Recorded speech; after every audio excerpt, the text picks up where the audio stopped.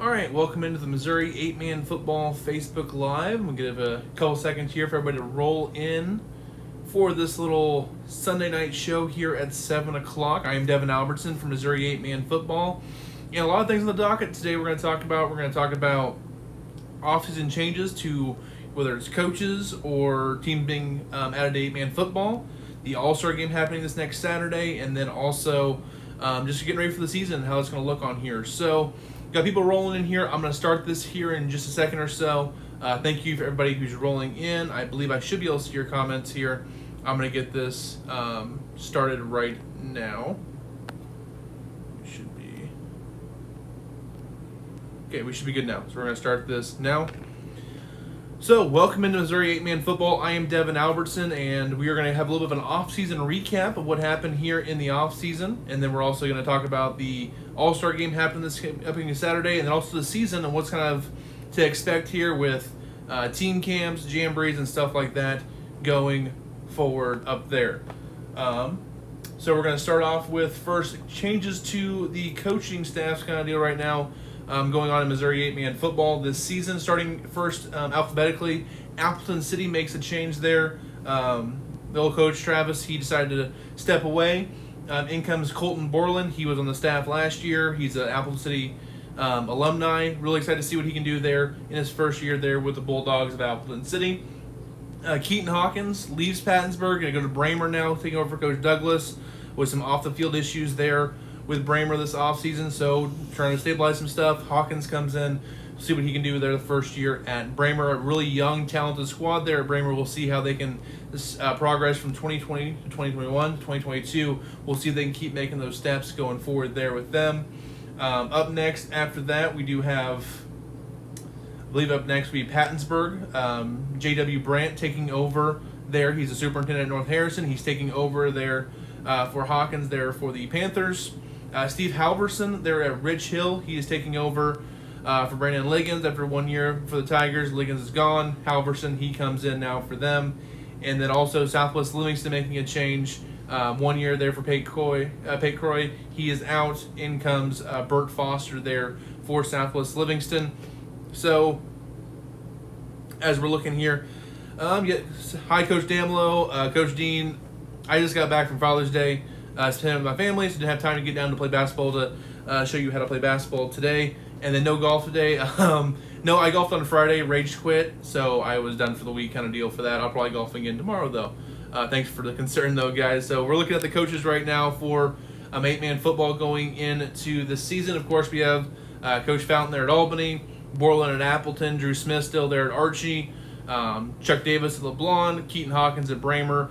New school coming in now. We're going to transition to that as well. College Heights Christian down there at the private school in Joplin. Travis Burke will be the head coach. It'll be their first year as a program down there in Joplin. So we'll see what the Cougars can do in their first season. Playing a bunch of the southern schools down there. We'll see how they do in year one. Concordia, coached again by J.K. DeKalb, Caleb Wardlow still there. Drexel with Philip Dean. East Atchison, Aaron Behrens. Greenfield, Jordan Bryant back for second year. Mark McFarland back for second year again for Jasper. Kevin Gundy still there at Keatsville. Micah Breckenridge at King City. Bruce Fenoy at Knox County.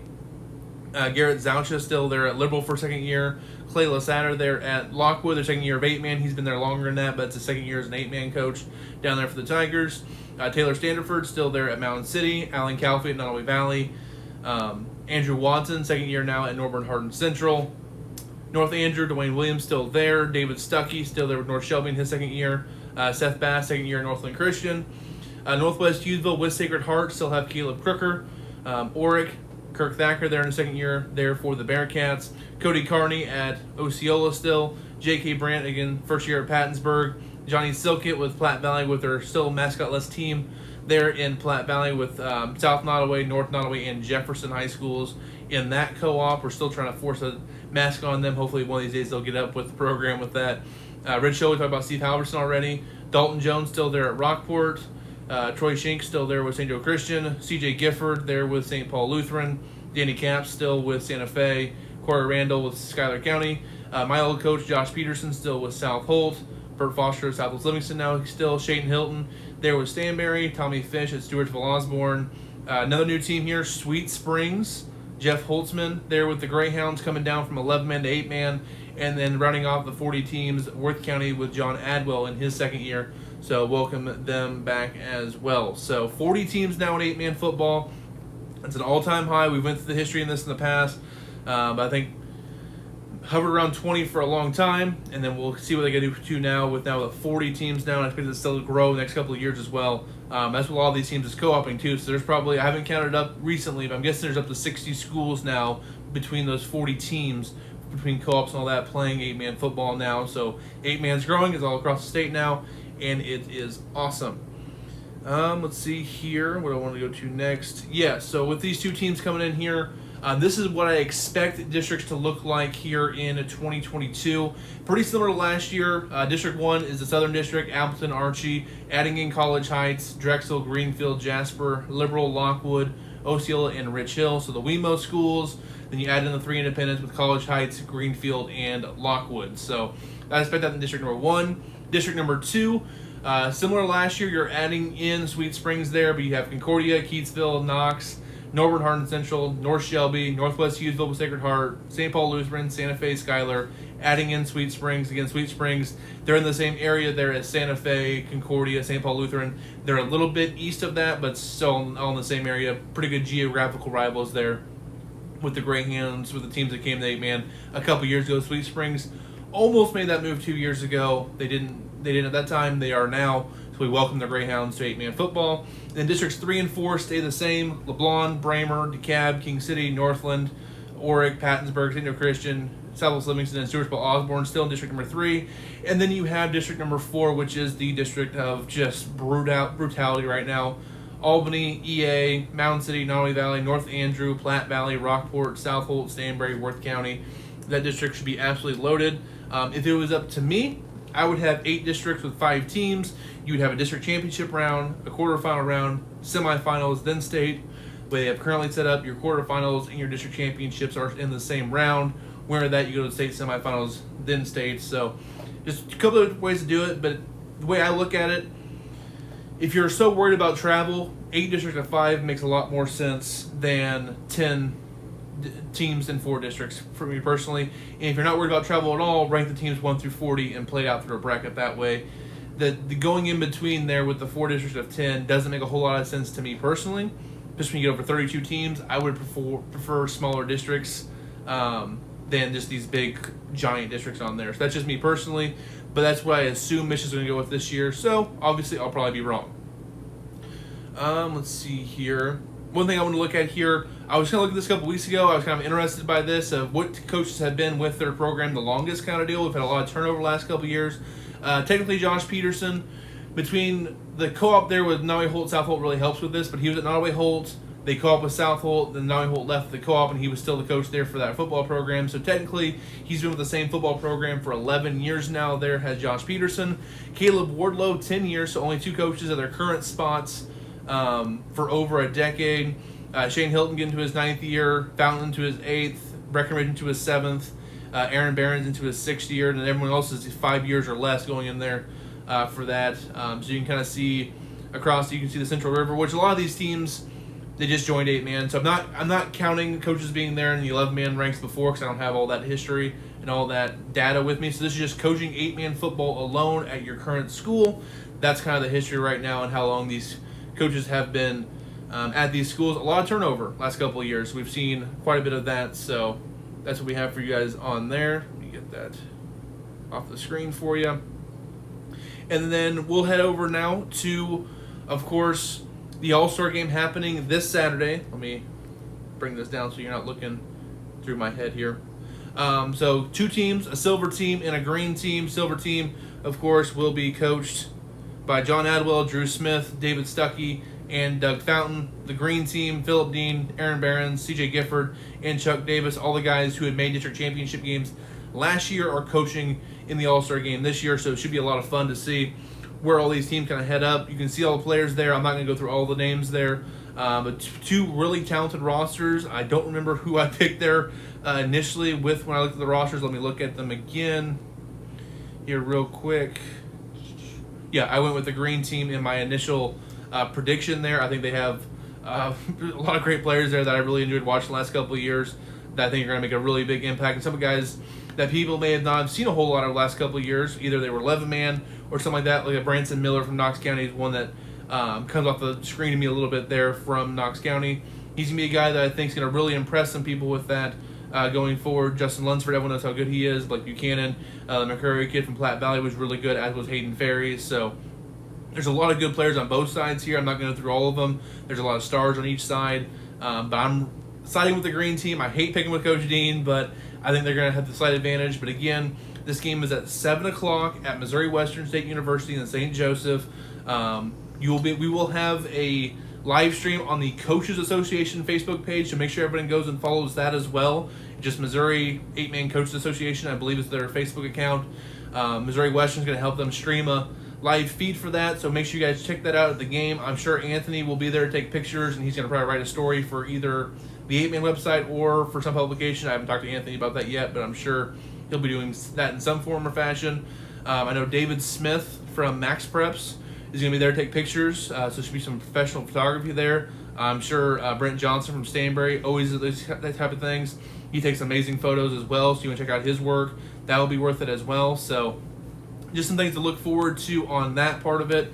Then myself, I will be shooting highlights there on the field. So I will have a highlight package probably put up sometime on Sunday for that, so you guys can wait and see the highlight package. If you do miss the game, if you can't show up, make sure you watch the live feed. Get all these kids the recognition they deserve to watch this. This is the last time most of these kids will suit up to play football in their careers. So always kind of cool to see the kids be able to put that together and have a good time with that. And it's a really cool atmosphere. I'm probably going to go up on Friday after work and watch the last practice there and watch the kids kind of, at that point, after the last practice, they've had 3 or 4 practices at that point the last couple of days. The kids know the plays. They're comfortable with each other. They're having a little more fun. That's when I kind of come in, have a good time, messing with the coaches and saying hi to the players. All these players I've made pretty good relationships over the last couple of years covering them here in 8-Man football, so I'm really looking forward to seeing them on the field Friday. On that Saturday, I'll be there early for the game, pre-game, having a good time there with everybody. So should be a good one. Again, I'll have the highlight package. I'm actually putting off my vacation a day so I could go to the game and get the highlight package done and everything like that before I head down for my family vacation on Sunday. So should be great. I can't wait to see all these players. I'm seeing a lot more players from the South starting to participate in this. I'm going to put this up a little bit so I can read a little better. For example, Hayden LeMasters out of Jasper, Landon Stump out of Lockwood, Clayton Robertson out of Lockwood are pretty interesting. A couple kids from Rich Hill. We had one last year who won, I think it was defensive MVP. I mean, he was it was the, I can't remember his name now, but he had a great game last year. The Lanning and Frederick kid are coming down for Rich Hill this year, so that should be really interesting on the silver team. And then on the green team, trying to look here with everybody there. You get Gavin Cox from Liberal as well coming down. Even Oric, I know it's not far south, but it's far enough south. A lot of those kids haven't come up for it, so Blake Buchanan being there. Owen H from Southwest Livingston, be a good time seeing him. Haven't seen him probably in over a year with how things went at Southwest last year. Yeah, the Bridgewater kid from Rich Hill, thank you. I think it was Daniel, I believe. I get the Bridgewater kids mixed up there with Rich Hill. So really excited for this. I thought there was an Archie kid. Down there. I thought, was Ward not playing in the AllStar game? I don't see him on the rosters here at this point, but I know he was invited kind of deal. I'm not sure if something popped up last minute for him, but these are just the rosters that I was sent there a couple weeks ago with that. So I am really looking forward to this, getting to see all the coaches.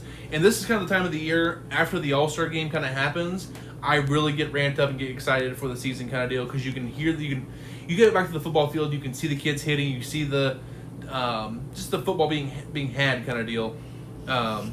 Yeah, so Christian Ward is on the silver team. I thought so on that. So thank you, Clayton Robertson, with that. Thank you, Coach Liggins, for jumping in here as well there for Rich Hill. Yeah, the Bridgewater kid who had a good, he showed out really well last year. I think it really helped that as well, kind of showing that he was a really good football player down there at Rich Hill the year before. So, yeah. And when the All-Star game happens, you see the football, you see the coaches getting into it, you see the players having a great time, suiting it up one last time, and after that, you go, okay, we got team camps, I believe the last Friday in July, I believe there's 3 of them, one in Albany, one in Appleton, one in Archie. I'm still trying to figure out my work schedule to see if I can go to any of those. Probably have to choose one because everyone has one the same day. I know East Atchison, they have one as well on a different Friday, I believe. I probably won't be able to make it up for that one, but just something like that, so I can see some of these teams in person, kind of deal over the summer, say hi to the coaches, see the players with my own eyes, kind of deal there. So I'm really looking forward to that part of the summer. I think it's going to be the last Friday in July is when that is, so I got to figure out my work schedule to see if I can go down to one of those. And then you'll have jamborees and stuff happening midway through August. So, I mean, we're only a couple months away from the season at this point, so this is when I start getting pretty excited for everything. If my computer would load here, I could actually get to that part of my schedule and stuff on here. So it'll be August 19th, I believe, is whenever jamborees are. So yeah, can't wait for the season to start. Still trying to figure out our schedule and stuff like that for 8-man football, where we're going to go. I got a few places I'm thinking about for week 1. I haven't decided yet, and going forward throughout the season. But there's a lot of good teams. I still got to see what teams look like after team camps, maybe after jamborees and stuff like that. So we haven't announced yet week 1. No, last year, week 1, I knew I was going to go to North Andrew King City. That was a heck of a football game. Glad I went there week 1 last year. So does anybody have any questions in the chat right now for whether it's for the AllStar Game next week on Saturday again, 7 o'clock, Missouri Western State University? There will be a live stream on the Coaches Association Facebook page. I will share it to the Facebook and Twitter for Missouri 8-Man Football, just so it's easier to find kind of deal for you guys. And we'll have more content for you guys after the game as well on our side to make sure you guys are taken care of and get all the coverage you guys can need here for Missouri 8-Man Football. So if there's anything else, dark horse for player of the game. Well, let me pull that up again. I kind of maybe already said it earlier, but defensive player of the game, it kind of depends on how these coaches use these guys. So I'm sure most of these guys will only play one way, since they have pretty good rosters this year. But Branson Miller for Knox County, I think, could be a kid on the defensive back side who could definitely make an impact and be maybe defensive player of the game. But who knows how much the Silver team will throw the ball. I know Coach Smith might like to throw the ball. The other 3 guys there, I'm not sure how much they like to air it out a little bit over there. I think Owen H could make an impact there for the green team on the defensive line. He was a monster. He might just play offense, though, so it's kind of hard to tell at this point.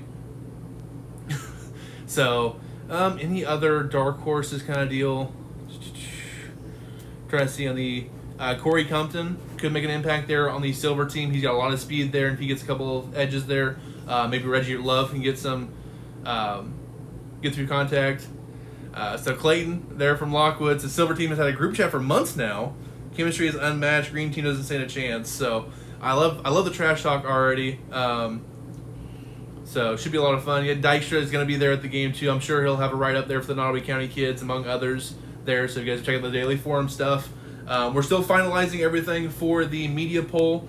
We do have 7 of the 8 voters solidified at this point. It'll be myself. Anthony will be a voter. We'll have Chris Dewar coming back from KHQA. Cole Young from Preps KC. Derek Martin from KMA. Mitchell Ribberl is taking over for Chris Roush there at KQ2 will be our voter there. He's doing a little more of the 8-man stuff. So Mitchell is taking over there at KQ2. And then John Dykstra will be one of our voters here for the 8-man poll going next year. We might roll with 7. We might go with 8. Haven't decided yet. We're still trying to figure out if we can get a replacement for our friends out in a little more of the central part of the state to get them represented a little bit there on the coaches on the media poll as well. But 7 right now. We got a good 7 group of guys, including John on there. So should be a lot of fun with that. And Kurt Thacker, coach there at Oric. Will Coach Dean wear his duck boots for the All-Star game? I'm going to go with probably not on there. We'll see. We might have some discourse here with the Silver team. Hayden LeMasters didn't get an invite to the group chat from Jasper. Oof. That's going to hurt team chemistry. That's bumping down a touchdown now. Let's see here. A couple good ones. Yeah, there's a lot of good players there from Southwest Missouri going to be in the game here. It's good to see the sport kind of grow to that part of the state and having the kids either make All-State or fill out the applications and be good enough players to be selected. I don't know if anybody was turned away this year. They haven't in the past. There's a lot of good players in these rosters here so far this year, so should be a lot of fun. Southern Reporters, well, Cole Young is in Kansas City. I live down in KC. Anthony, well, we did have Tenpenny, but he left us for Oklahoma City. So, but I believe me and Anthony do a good enough job covering the teams in the South that we kind of have that covered on that part. Big Boy deserves some love going into the fall season. I have not looked at the rosters to see all coming back so far this year. Trying to think here. Big guys. Just looking to this right here. Drexel, East Atchison. I know the Moss kid will be back for King City. One of those kids is back. I think both Moss kids are back here so far with that one. North Andrew, Jacob Chittum, he's a monster on the front line. Glenn Holt from Southwest Livingston, he's a monster up front too. Looking here, trying to think who else kind of comes to mind here for just big guys who are going to make a big impact. No one really talked about Schuyler County, but they have a lineman who's pretty good. I don't remember Hayden Dixon, good shot put thrower as well. He's going to be a guy you can watch for this year. I'm not sure how good Schuyler's going to be, but he's going to be a guy the team has to have to kind of game plan for with that. So I know Worth County has a couple guys. I don't remember the Worth County guys coming back, but there are a couple guys there that I know. They graduated a couple of seniors, but there's a couple guys that Worth County always has studs up there, and sort of Stanberry. I just can't remember all their names right now. I know Aiden Miller from North Andrew, pretty good player for them as well. And then in the chat, Cameron Burton from Lockwood lineman you want to remember as well. Oh, and then the kids for St. Paul Lutheran, of course. Christian Anderson on defensive line is a stud. And then Hunter Luderman, who I think was just in our countdown there, number 65 for St. Paul Lutheran. Again, guys, if you've seen the countdown, I appreciate all the support there, liking, sharing, commenting and stuff there for the countdown. We love getting the kids recognition there. I'm still missing a couple of days as well, so if anybody wants to get in on 62, 59, and I believe those are two that I need that are pretty close up, and then 46 and 47 is what I'm needing as well. So if you want to be in the countdown, that's one of your numbers, or one of your teammates has those numbers, send me a picture, school, and then their class of graduation. That way I can get them in the countdown as well. We've gotten most of the days kind of covered at this point, which is great. 67, again, we need them right now in 62. So there's a couple that are coming up here soon. We just celebrated 68 days today on there with Nathan Wiles from Albany. A couple of guys there for 66 tomorrow. So, Luderman 65, he's coming up a couple days. So that's what's coming here. Also, I wanted to get this in here before we got out of here. So, Missouri Helmet Project on Twitter, they are doing their annual helmet bracket. And Region 1 was all 8-man schools. 30 of the 40 8-man schools was in that bracket. These are the final four. This is not the right order for the bracket kind of deal. We have Archie, King City, Nottoway Valley, and then Norborn Hardin Central. You'll have the top two teams taking on each other. Archie versus King City. I know some people had King City over EA. I like EA's helmet better than King City's personally, but King City has a really nice helmet. I just really enjoy East Ashton's EA Wolves. I think it's a really clean look. And then Nottoway Valley versus Norborn Hardin Central. Therefore, on the other side of the bracket, I think Norborn Hardin Central has a fantastic helmet. I helped design the Nottoway Valley helmet, so I'm kind of biased on that one. I want to see Archie versus Nottoway Valley, but these are four fantastic helmets, so really cool. A lot of engagement. We've had between 400 to 600 votes each day on these kind of deal for that, looking back at the polls and stuff like that. So it's been really good engagement. You guys are doing a great job voting for your favorite 8-man schools on there. And then my favorite thing was actually Region 2. So there were 10 of the other Missouri 8-man football teams. They got put up in the Region 2 because there's just too many teams in 8-man for one region at this point. And this was the Elite 8 being voted on today. So the first two teams there, Cable and Cole Camp. You have Pierce City on the right side. There were the Eagles, and then Scotland County on the bottom right. The other four teams there were 8-man schools. Knox County, Northland Christian, Santa Fe, and Schuyler. Schuyler and Knox County are going head-to-head right now. I know Cable, I don't know how to pronounce that one, and Scotland are facing off. And then I believe it's Santa Fe versus Pierce, and Santa Fe is wiping them right now, and so is Northland Christian over Cole Camp.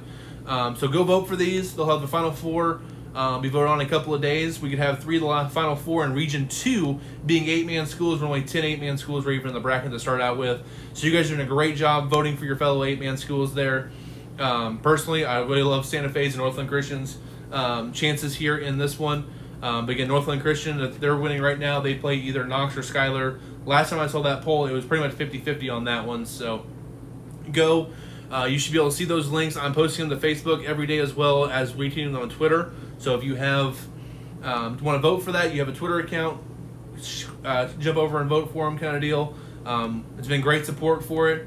And it's great showing the kids the helmets the helmet game has really stepped up in Missouri 8-man football the last couple of years. So helmets look great. I mean, Archie got the whirlwind thing, and I love that personally. on there. Norbert Hardin Central finally has a good helmet at Coach Thacker. So good job, Coach Watson, over there to improve the Norbert Hardin Central helmet there as well. So make sure you guys go vote for those. Should be a good time there to watch those key teams kind of battle it out.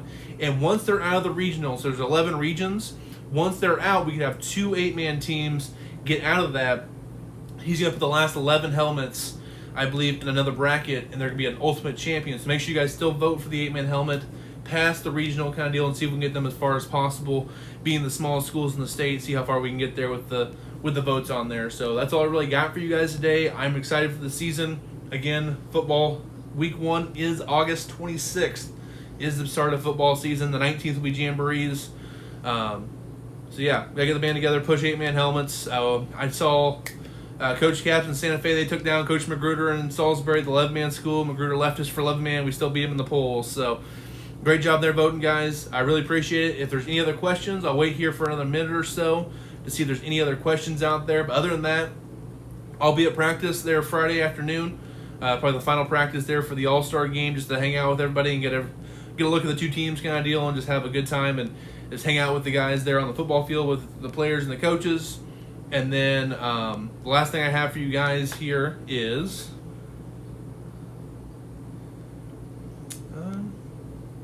someone's sending me something. 1 second here.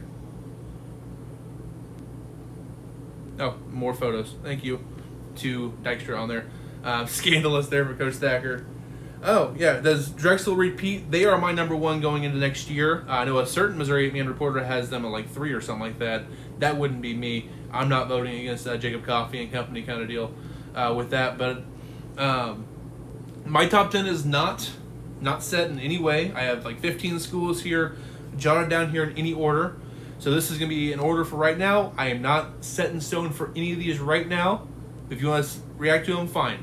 Drexel, North Andrew, Platte Valley, Worth County, Archie, LeBlon, Stanberry, St. Paul Lutheran, EA, North Shelby, Southold, Oric, Lockwood, Jasper, Albany. I think all those teams are going to be in that top 15 range. There's a couple of the schools I thought about there. I just couldn't quite put them in to that top 15 quite yet.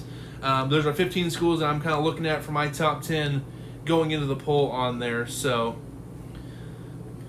that's what we kind of have there for you guys on it.